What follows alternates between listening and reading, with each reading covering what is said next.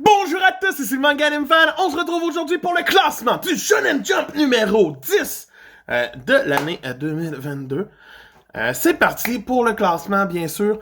Je pense pas encore mettre les petits textes, ça vous sert à rien, vous le savez ce qui s'en vient. Et c'est parti pour la catégorie hors classement cette semaine. Dans le hors classement, on retrouve en couverture et en lead color page, magnifique encore une fois, One Piece! Yes! Elle est magnifique, cette color page-là. Je l'aime vraiment. Et la couverture est correcte. J'ai vu mieux de Oda. Ça, c'est sûr. Les autres pages couleurs reviennent à Witch Watch et à High School Family. Et bien sûr, au one-shot Concrete Tuana, un autre des gagnants du Tezuka Award. Donc, c'est ça. Sinon, pour... il n'y a pas d'absence à part Hunter x Hunter. On n'oublie pas. Et pour ce qui est de la zone rouge, cette semaine, on retrouve en fin de classement Protect Me Shugamaru. Juste devant, on retrouve en 16e position Magu-chan.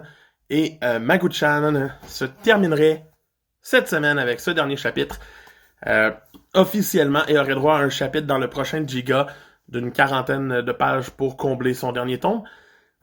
Donc, adieu Magu. En 15e position, c'est Undead Unlock qui s'en sort pas mieux. Au moins, il y a Protect Me Shugamaru pour amortir le choc. En 14e, on retrouve Ayakeshi Triangle qui fait une petite chute, qui revient sur cette année ici. En 13e, c'est Ayashimon qui trouve pas tant que ça son public, on dirait pour l'instant. En 12e position, on retrouve The Elusive Samurai. Pour quelqu'un qui était classé dans le haut du tableau, il est plus classé dans le haut du tableau, c'est bizarre. En 11e, fait une belle remontée. C'est PPP. What? En 10e, c'est Black Clover. Oh, quand même. En 9e, on retrouve Mashle, qui est presque dans la deuxième moitié du tableau. Il est dans le top 10, on aime ça. En 8e, c'est bien sûr Me and Roboko. En 7e position, on retrouve Mission Sakura Family. En 6e place, cette semaine, on retrouve Dr. Stone. C'est loin du podium, fait comme... En 5e, c'est Blue Box qui sort du podium aussi. En 4e, agréable surprise, c'est Dororon qui se dit... Tout le monde pensait que c'était Ayashimon qui allait percer, mais regardez-moi bien. En 3e position pour la médaille de bronze cette semaine, c'est Sakamoto Days. Bravo. En 2e position, c'est Jujutsu Kaisen.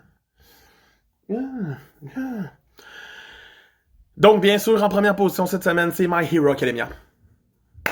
Donc, toujours le fun d'avoir My Hero bien placé avant qu'on rentre dans la dernière partie de la série.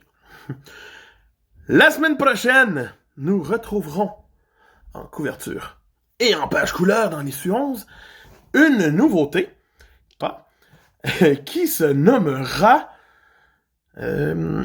Akene Banashi. Ouais. Akene Banashi, qui sera basé sur le Rangoku. Donc ça peut être intéressant. Les autres pages couleurs vont, quant à elles, revenir à Blue Box, PPP, et Dororon. Quoi de mieux? C'est super le fun de voir une des séries qu'on pensait en danger, avoir une page couleur. C'est mieux que rien. Et sinon, une autre nouveauté arrivera dans l'issue numéro 12, nommée Child of the Earth.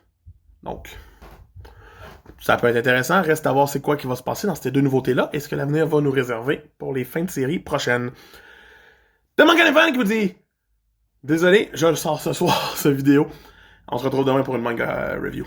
Ok. Bye!